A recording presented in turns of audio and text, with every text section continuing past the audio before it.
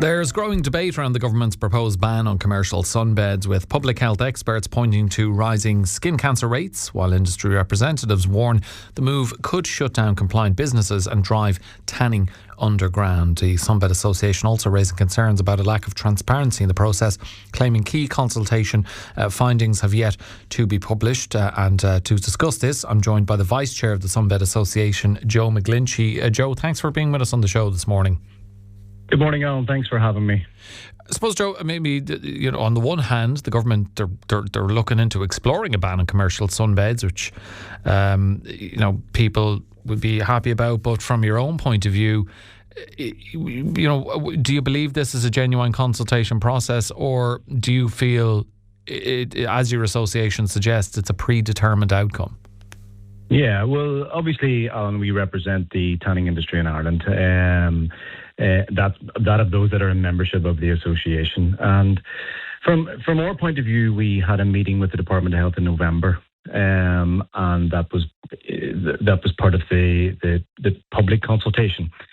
Now, to date, we have received the working group reports, which is, we've been looking into the reports. We've seen the reports, and they're very one-sided and biased. If they ask for a public consultation, why have we not got the public consultation report yet? I just don't see why we don't have that. We should have that. It's really important that we have that. The public have, the right to have a choice. They have to have their voice heard. That's what the government asked for, but we haven't heard of it yet. What would a full ban mean in practical terms for salon owners across Ireland? Just that's it, bring down the shutters, look for another job, or? To ban a completely legal business in an EU state is disgraceful when the current regulations that are in place aren't enforced. This is an enforcement issue, Alan. This isn't, to ban something that's completely legal is just, it's ludicrous. You're driving industry underground that people enjoy, people want to tan. It'll just become unregulated, like what happened in Australia. Small. I know it's totally different. It's a different climate to what we have. We're in a northern hemisphere country. We need sources of vitamin D. It's all about responsible vitamin D. But in Australia, you can go and get a sunbed, no problem. They're unregulated. They're underground. This is what we don't want happening in our state. We want to protect our public. So for over a decade now, the government has ignored European compliance in the tanning industry. Those rules are there. Over 18s are there. Operator training's in there. 0.3 European compliance is in there. These are not being enforced. This is an enforcement issue. This has nothing to do with the industry. This is an enforcement issue. Well, then why do you feel these, as you say, it's an enforcement issue? Why are these specific enforcement gaps not being followed through on? Given the importance of the issue. That's my argument to government all the time. Why are you not enforcing? You don't fix lack of enforcement by banning an industry. You fix it by enforcing the rules that already exist. But you can't ban something if you haven't completely enforced the full legislation. It's just ludicrous. Okay, I take that point, Joe, but you've said that this ban will just force tanning underground. But if there were stricter or more thorough enforcement, would that not just lead to those who don't want to abide by the rules going underground anyway? No, because if you're enforcing, they'll either want to avoid the ban or avoid stricter enforcement. So you end up with the same result. They shouldn't have the opportunity to avoid enforcement. Enforcement officers should be on the ground. These are commercial properties. These aren't. We're not talking about home use here at the minute, because a ban would just certainly bring people to take things to home and take things underground. But we have a completely legal business here that's just not being enforced correctly. This is a government problem. It's a lack of enforcement problem. There is people, our members actually abide by all the rules. And not only that, Alan, the Sunbed Association has a strict code of conduct as well. So any salon in membership of the association abides by two sets of rules in essence.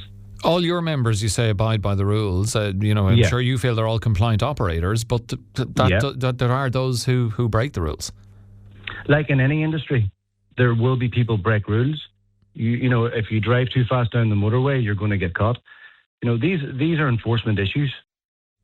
You have issues with how the government are approaching this. Do you have any issues with what public health experts have to say in it? They argue that there's actually no safe level of sunbed use. They link it directly to rising skin cancer rates, and we know there's over 11,000 such cases annually in Ireland. Do you accept that sunbeds contribute to that risk, and how do you respond to what public health experts say in that there is no safe level of sunbed use?